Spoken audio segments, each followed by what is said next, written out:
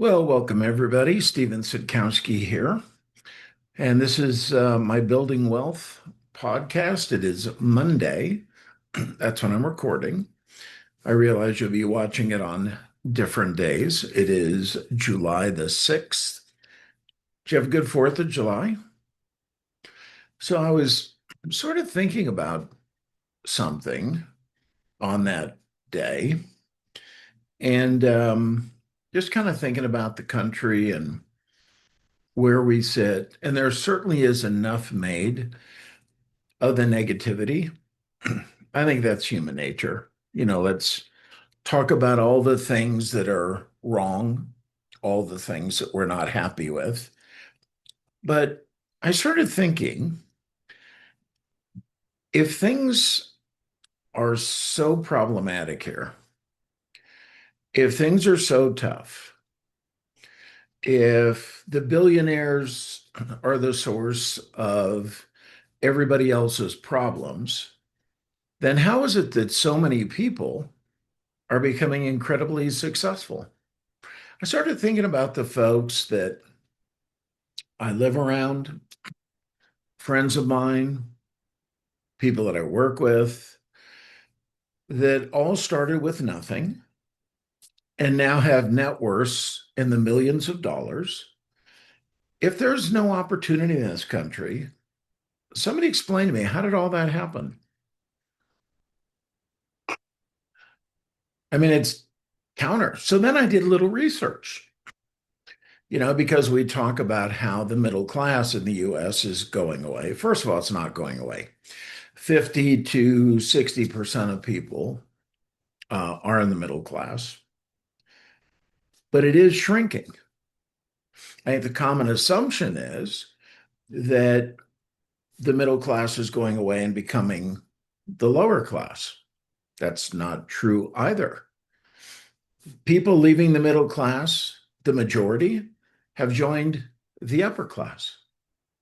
So again, if things are so awful here, why are there so many successful people?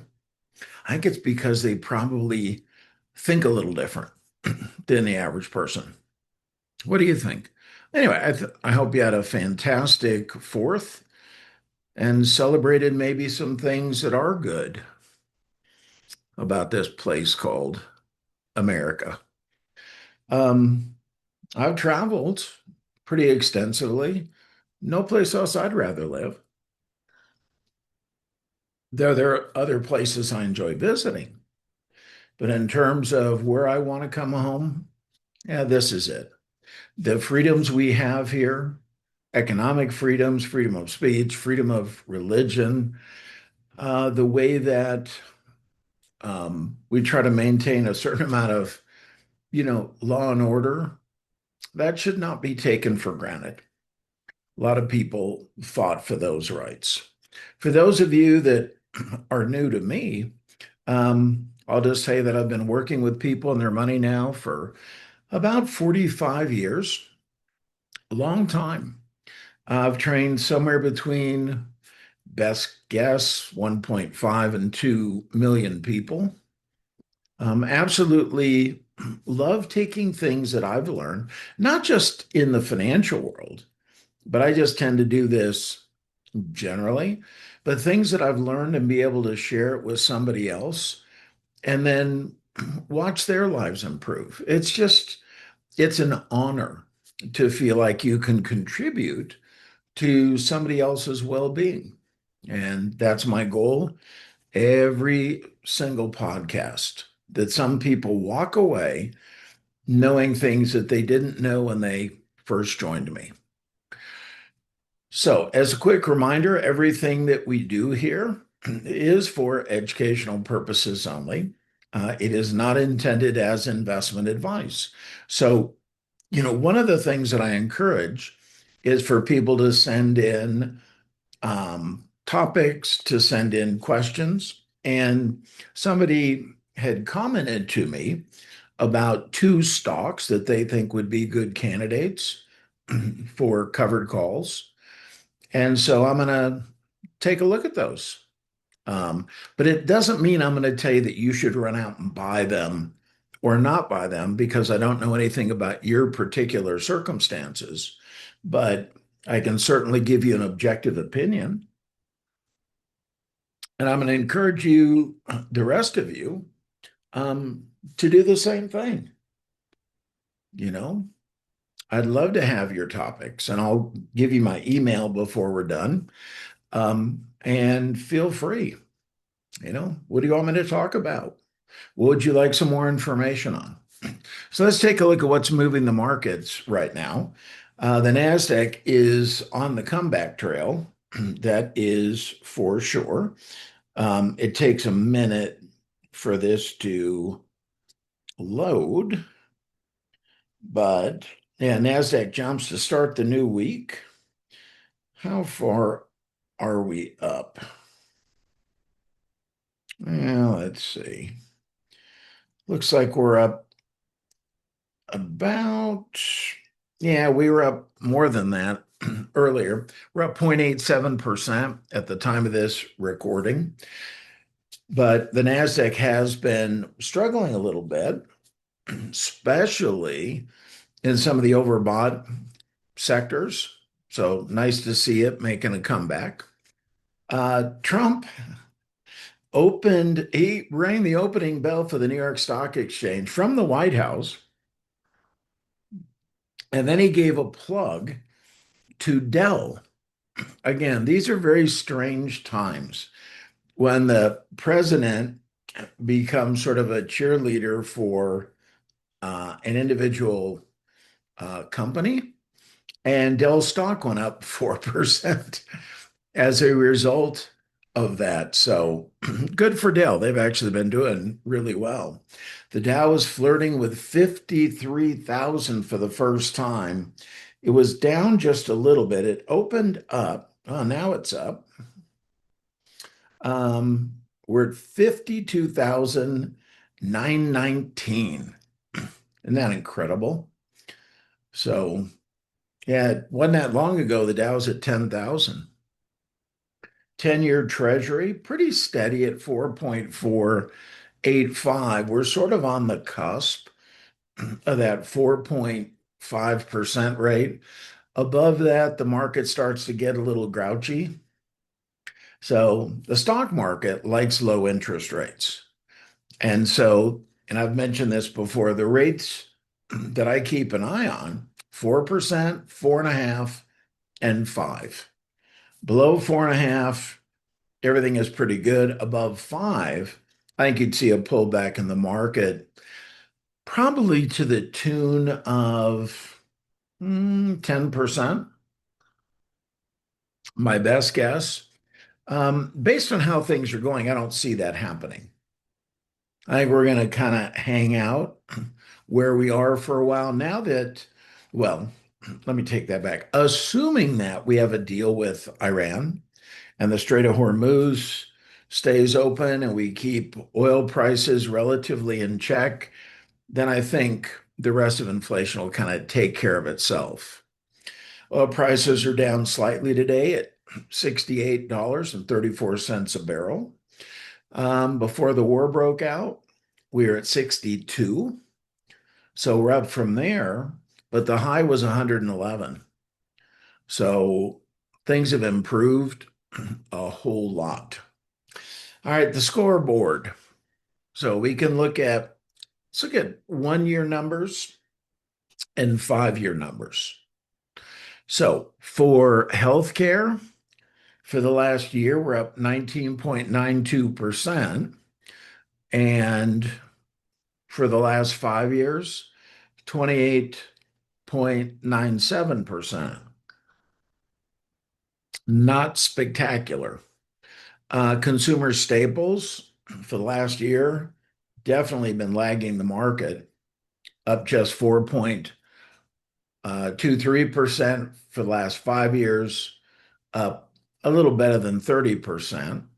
Utilities, which is another place people go when they're a bit nervous and sort of pulling back. We call that risk off. For the last year, up 11.72%. For the last 5 years, about 43%. Materials, last year's decent at about 15%, last 5 years, 25%. The financials, which have definitely been lagging, for the last year, up only 5.67%. For the last 5 years, up 50%. The real estate sector, it's been dead in the water. Last 5 years, up only 2%. Now, energy has made most of its move recently because of obviously the war. For last year, up 24%. For the last 5 years, has almost doubled. Industrials, last year done great with all the data center construction going on, up 24%. Last 5 years, 78%. Consumer discretionary, the last year up 8.56%. 2 years ago, this thing was ripping. Not so much now. Last 5 years, 32%. Communications, 23% for the last year. Last 5 years, 73%. And the big winner, technology. Why? Because that's where the growth is. So tech for the last year is up 33%. For the last 5 years, 152%. Market breadth for last week. So the two things that I check in on, advancers versus decliners, and new highs versus new lows. So on the New York Stock Exchange, pretty strong on the advancers versus decliners, 1658, stocks moving higher, 1178, stocks moving lower. We had 338 companies hitting new 52-week highs, 144 new lows. So 2-to-1. That's fantastic. How about on the NASDAQ? Well, similar. We had 3,003 companies hitting, or excuse me, that were up for the week, 2,197 that were down. And then 712 new highs compared to 357 new lows. So what does all that tell you?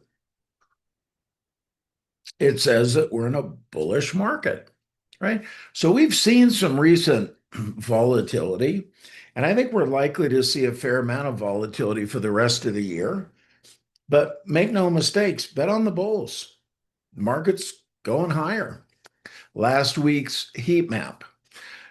So a couple things that I do anytime I'm looking at a heat map, regardless of what the time frame is. So this, as I mentioned, is last week. And for those of you that are an audio only, I'll just kind of describe it. So first thing I look for, do I have more green or more red? Green stocks are up, red stocks are down. And because we've already examined market breadth, you should have surmised that we have more green than red. Okay, and we do. And then I look for where are the pockets of green and red.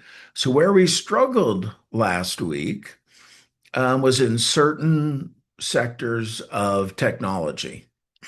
Semiconductors had a tough time. Semiconductor equipment had a tough time. Software kind of made a comeback. Apple had a good week. It's up about 12%.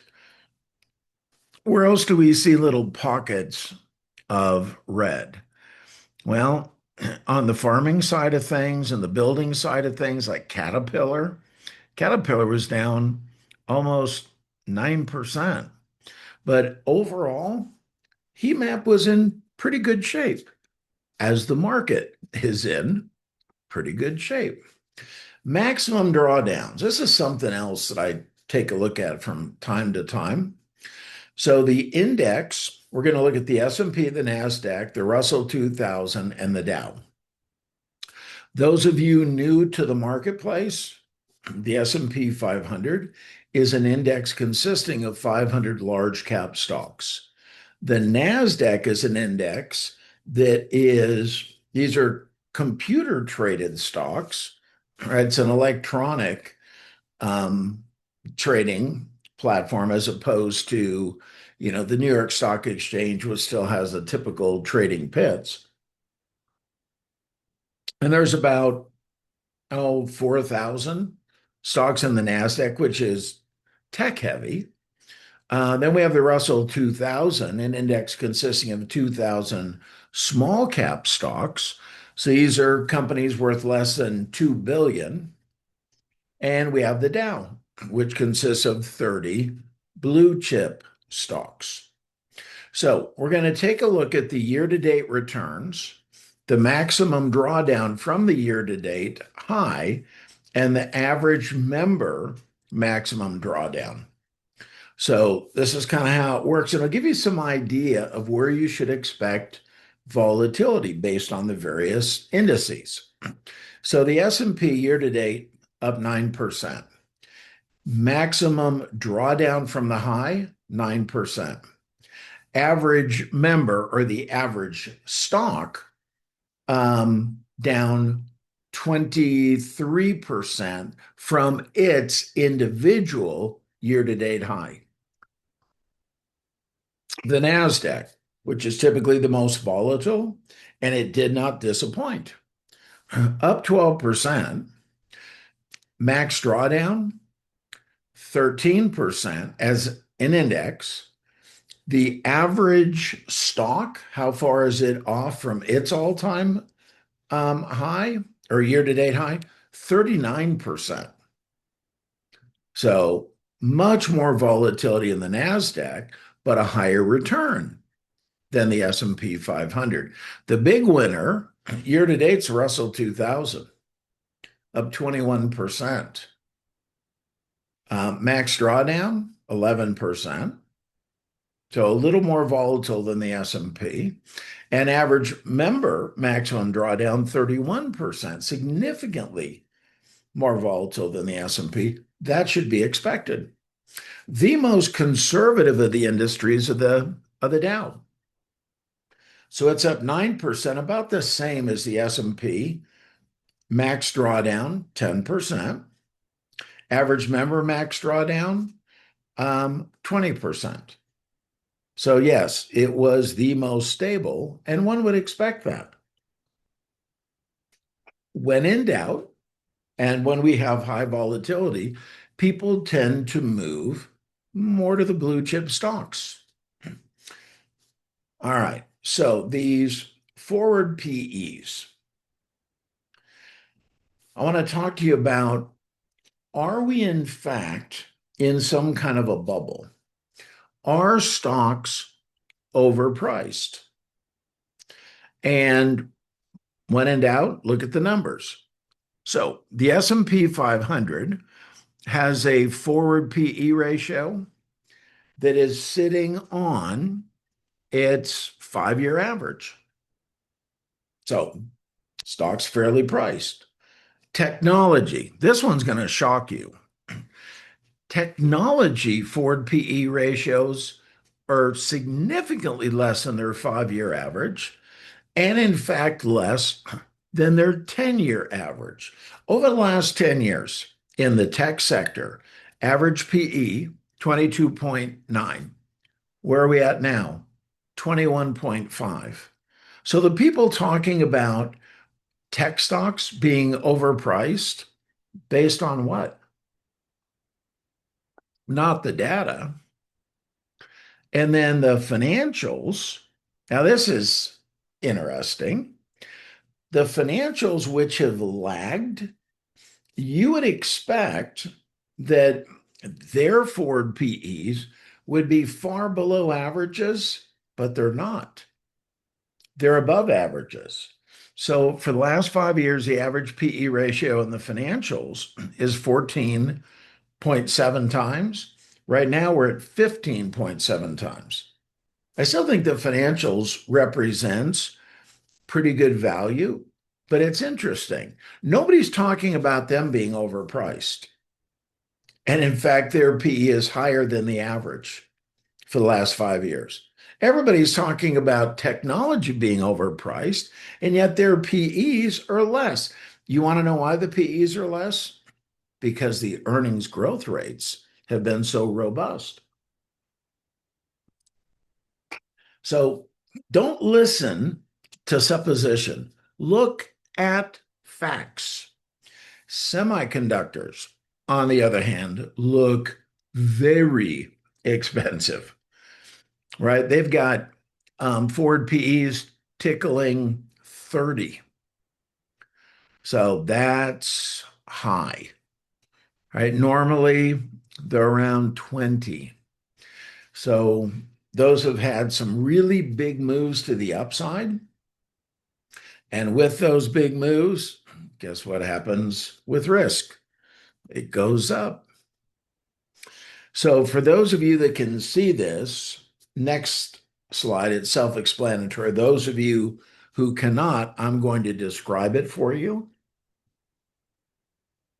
So we're talking about the year-to-date relative return spread of various groups to the Magnificent Seven. And basically, whether you're talking about small cap value, small cap growth, mid cap growth, the NASDAQ 100, the S&P 500, minus Magnificent Seven, mid cap value, large growth, the S&P including the Magnificent Seven, every one of them right now are outperforming the Magnificent Seven. Apple, Microsoft, Alphabet, Tesla, right? NVIDIA. So it's been very interesting that those stocks moved up so dramatically and have kind of stalled. And those of you that have been around me for any appreciable period of time, you hear me say over and over again, the one thing consistent about the financial markets, they always run in cycles. You got to pay attention, right? Things that are ripping, it's not going to happen forever. I talk a lot about stocks that are potentially overbought. You know, you see an RSI above 70, you see a stock that's moved too far away from its 50-day moving average, etc. And the same would go with various sectors. A sector will take the lead and then it'll pull back, and a different sector will take the lead. And what we all would like to do is just, go out and buy 10 or 20 stocks and just forget about them for the next 10 years and make a bunch of money. It doesn't work that way. The stocks that are at the top of the heap now, 10 years from now, you don't even know if those companies will still be in existence. So you've got to do the work. You've got to be reviewing.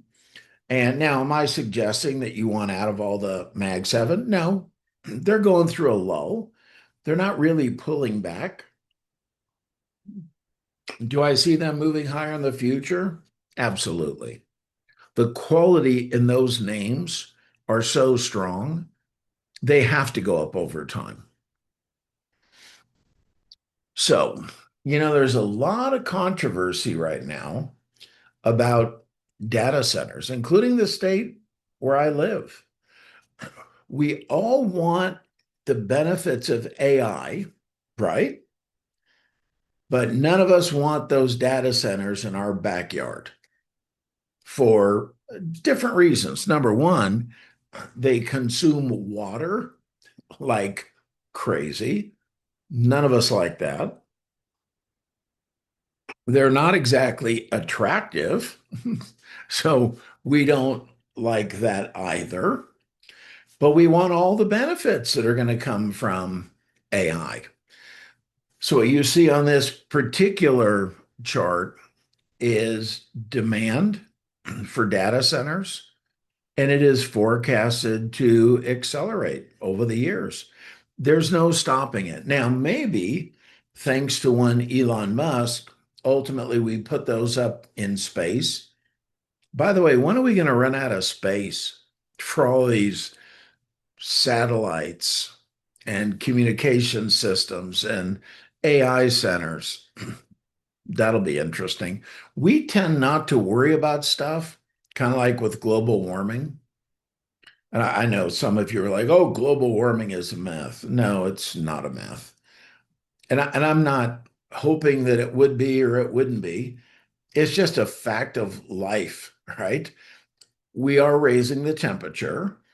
And that's what happens when you pump a bunch of crap into the environment. But we don't worry about things typically until they become a big problem. I fear we're going to do the same thing with space. One day we're going to launch a missile and it's going to run into a bunch of stuff that's up there already floating around. But in any event, data centers, it's part of life. So it has been said that earnings are the mother's milk of the market. So if you want to forecast how the market's going to be doing in the future, you want to be looking in on what the analysts have to say about their earnings projections. And right now, Goldman Sachs, as good as anybody with the valuation, they're projecting a 22% year over year growth rate for second quarter's earnings. And we're going to start entering earnings season here in the next couple of weeks. So as long as earnings go up and we don't get any new geopolitical events, right? I mean, if that situation accelerated again in the Middle East, all bets are off. But I would expect for this market to continue to move higher. As companies make more money, they become more valuable. As they become more valuable, people are willing to pay more for their stock. That's how the stock market is supposed to work. In recent years, it's been driven by news on COVID, on what the Fed is doing. Um, and now hopefully we're getting back to the basics. It'll be driven by earnings. Source of earnings growth. So energy and tech are going to drive the earnings of the S&P 500. Energy earnings are supposed to go up, but this will be temporary, 122%. Technology, 59%. Materials, 35.8%. Utilities, about 12%. Communications, 10. Financials. This is the reason that financials are lagging. Year over year earnings expected to go up 5.8% when the S&P is going up 22%. And healthcare actually down. Earnings year over year down 9.4%. I can't really explain that.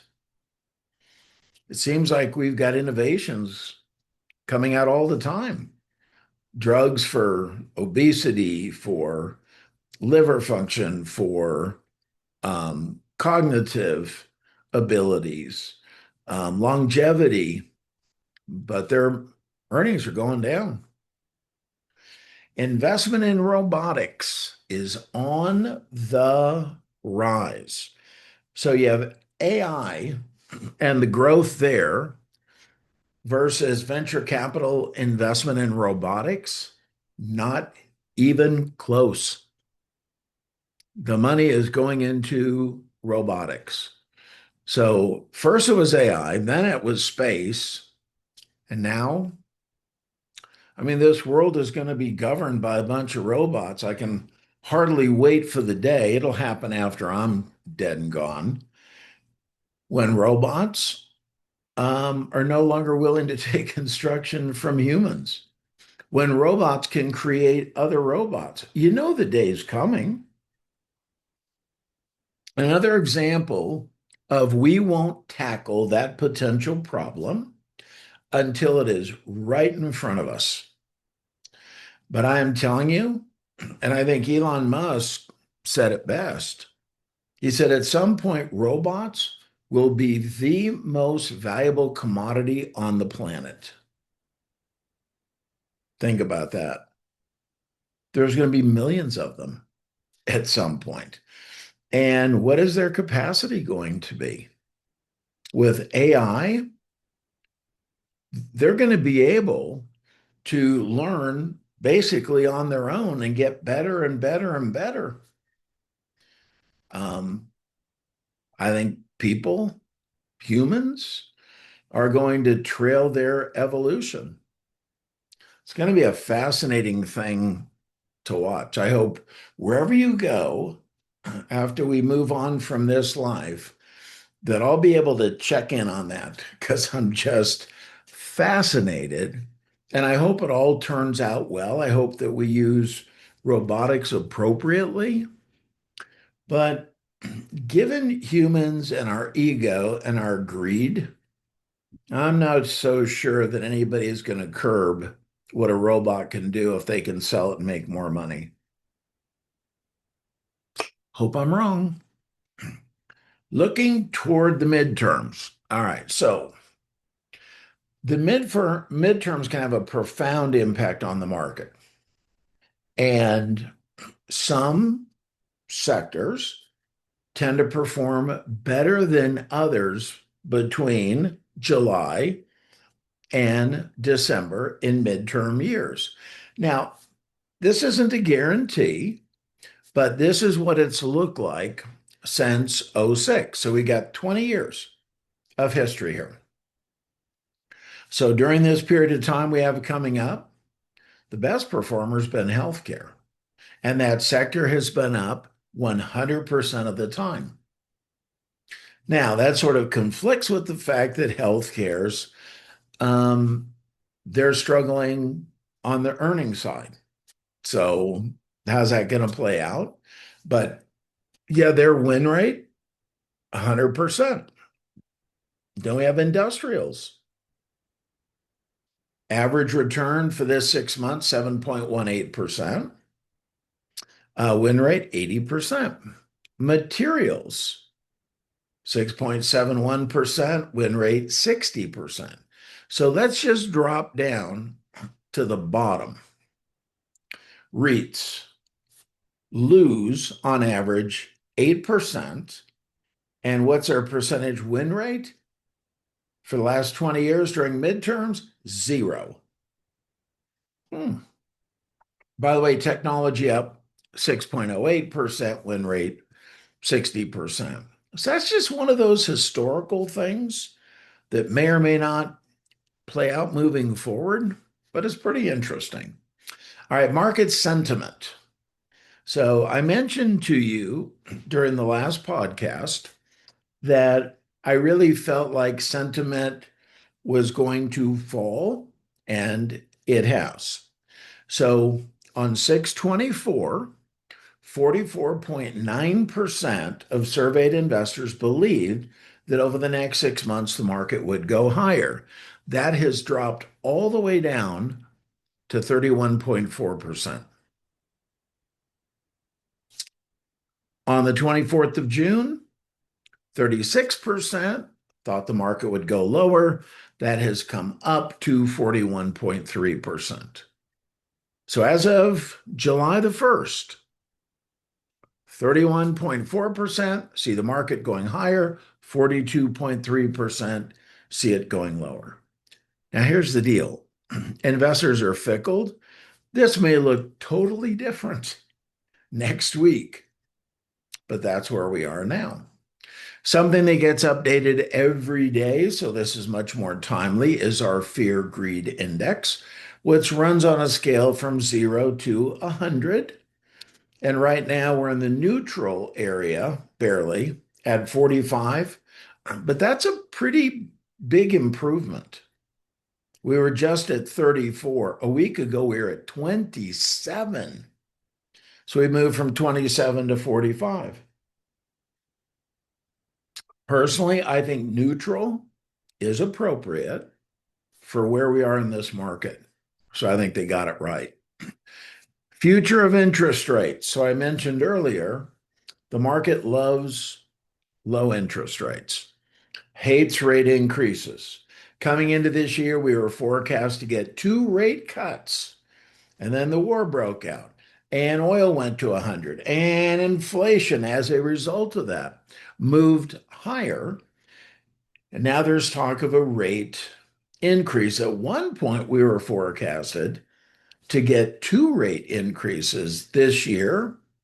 Now we're down to one. So we're expecting the first rate increase in September. It remains to be seen. I think we're going to learn a lot on the 29th of this month when the Fed makes their announcement. We're pretty confident the announcement will be no rate increase, but I'm going to be listening to that press conference where Kevin Warsh will be talking about what the Fed's plans are moving forward. They try not to tip their hand, but usually there are some tells. So that's going to be very fascinating. He came off during um, the last announcement and subsequent press conference. He came off as pretty hawkish, but my belief is if he were genuinely hawkish, Trump wouldn't have appointed him. Trump wants somebody in there who's going to keep rates low because it helps the economy, which makes him look good. That's not an indictment of the president.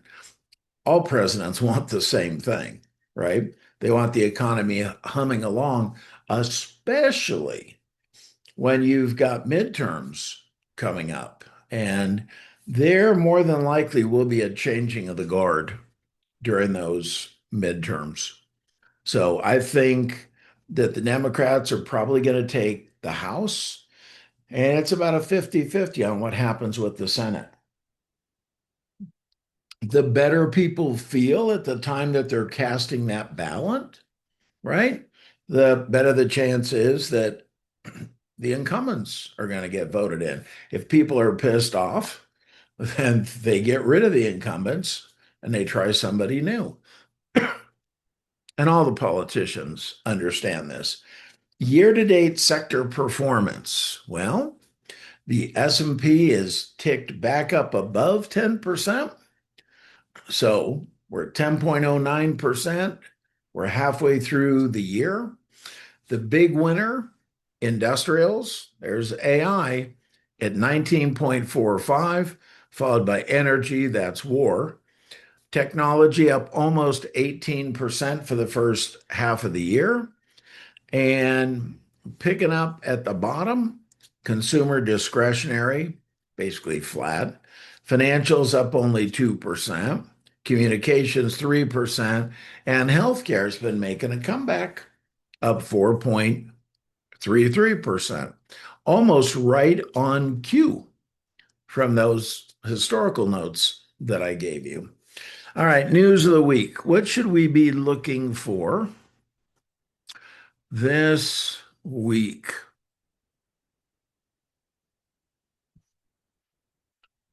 So today we had the U.S. Services PMI number come out. So this is Purchasing Managers Index services as opposed to manufacturing. Um, and it was up from the last print, went from 50.7 to 51.2. So not bad. Report on business services. This is the ISM number, was actually down a little bit. So let's just kind of call it a wash. On Wednesday, we have the FOMC meeting minutes and economic forecast. So that's coming from the Fed. That might be sort of an omen to what we're going to get on the 29th. We have on Thursday, as we do every Thursday, the weekly jobless claims number coming out. Last week it was 215,000. We're expecting 218,000. And then nothing scheduled for Friday. So it's a pretty quiet week overall. All right, let's take a look at the charts because the charts tell all. Let's start with the S&P 500. All right, let's put in the SPX. And what do we see? So some of you are in audio only, so I'll kind of describe what we've got. I have a 6-month chart on the S&P 500. And we can see that for the first couple of months, basically the market moved sideways. Then we went to war. The market fell. We had a ceasefire. The market went up, kind of rolled over, came down and kissed the 50-day moving average, which is the yellow line on my screen. It bounced, came down and did the same thing, bounced, and now once again it's moving higher. So we have achieved basically the same level we were at after the last bounce. So the question now becomes, will this be a double top or are we going to move higher? And if we move higher, so let's see, that last level was at 75.54. We're now at 75.41. If we get past that, then kind of the final level is 76.09. So we are very close to moving into all-time high territory. And we'll kind of see. Now, we're forming a wedge shape. For those of you who can see, I'll draw the lines. Oops. Okay. So what I'm doing is I am drawing an upper trend line and a lower trend line. And when you have a wedge shape like this, typically that's a breakout pattern. So we would expect a relatively big move. Will it be to the upside or the downside? It depends. If it breaks above the upper trend line, it's likely to go higher. Below the lower trend line, likely to go lower. I like where the lower trend line is because it almost sits exactly on the 50-day moving average. So now we, in essence, have two levels of support. So let's hope that holds. On the triple Qs, the NASDAQ 100 Trust. So these are the 100 largest companies traded on the NASDAQ. We also see a wedge shape, and we are above the 50-day moving average, and the 50-day moving average is sloping up. So right now we would be mildly bullish. The S&P, or excuse me, the triple Qs, which is basically big tech, having a good day today. They're up about 1.5%. Of course, that's as of the time that I am recording. Um, so we'll just kind of do the same thing here, sit back and see where we go. Are we going to break above the upper trend line or below the lower trend line? And then let's check in on the VIX, which is the volatility index. And it kind of runs between 15 and 25. We're all the way down to 1575. So we have a pretty strong sense of calm in the market right now. So people are feeling pretty good about things, which is kind of nice. So I mentioned to you that if you wanted to submit to me a topic you'd like for me to cover, or you just in general have a question, shoot me an email. Steve Sitkowski, that's Sitkowski @gmail.com. I'll do my best to tackle that topic and or respond to the question. And I'm going to respond here in a couple of minutes to something that was submitted for us this week. I want to share with you a closed trade from our trade ideas of the week. So my trading partner and I will put out typically 2 to 4 trades per week for option traders. Our last one was on Spotify. We closed this out last week. We had a call spread.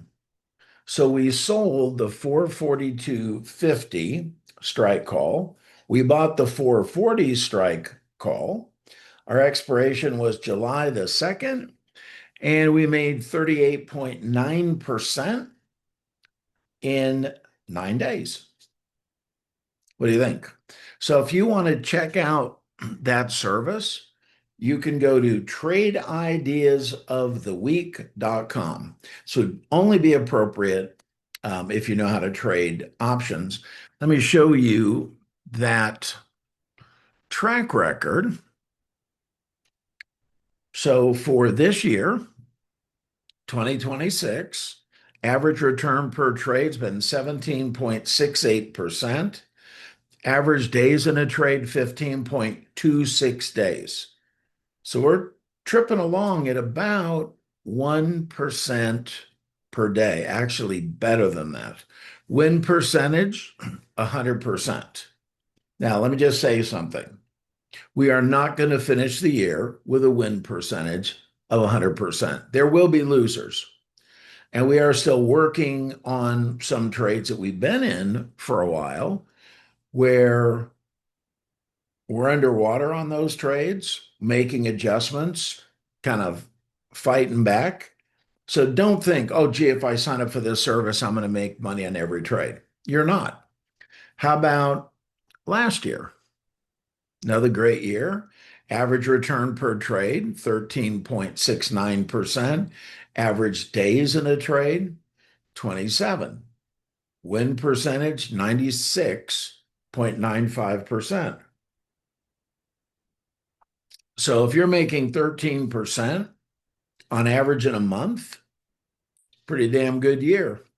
And in 2024, average return, 15.82%, average days in the trade, 21 days. Win percentage was 92.25. So if you go to Trade Ideas of the Week, you can look at this track record for yourself and see every single trade that we did during the course of that year. So, love to have you check that out if you're so inclined, if you're an option trader. Okay, so the two stocks that I was asked about for potential covered calls was Abbott and PayPal. And the comment from our submitter, his first name was Frank, was these seem to be relatively low risk. They pay a nice dividend. So, what do you think? Would they be a good candidate? There's only one way to know. We got to put them on a chart. All right, first one, Abbott Labs. Be nice if I could type. There we go. All right. So, when you talk about relatively low risk, keep in mind 6 months ago, this stock was at 126 and now it's at 95. Stock's down 30%. Does that sound low risk?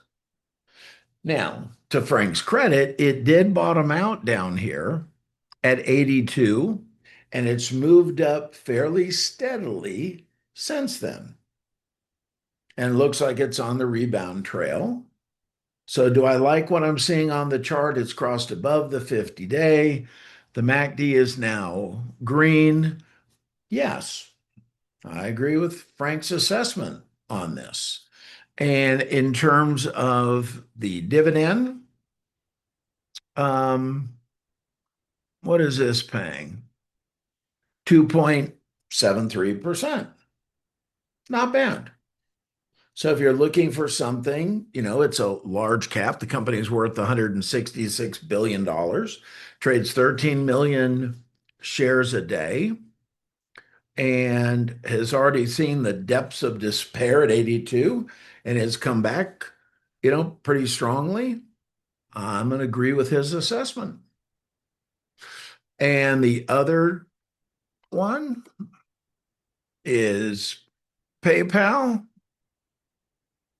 Let's look at the chart. So just kind of moving along sideways, we're sitting right on the 50-day moving average. MACD is slightly green. On balance, volume has been moving higher. So, two earnings announcements ago, this thing just tanked and fell much lower.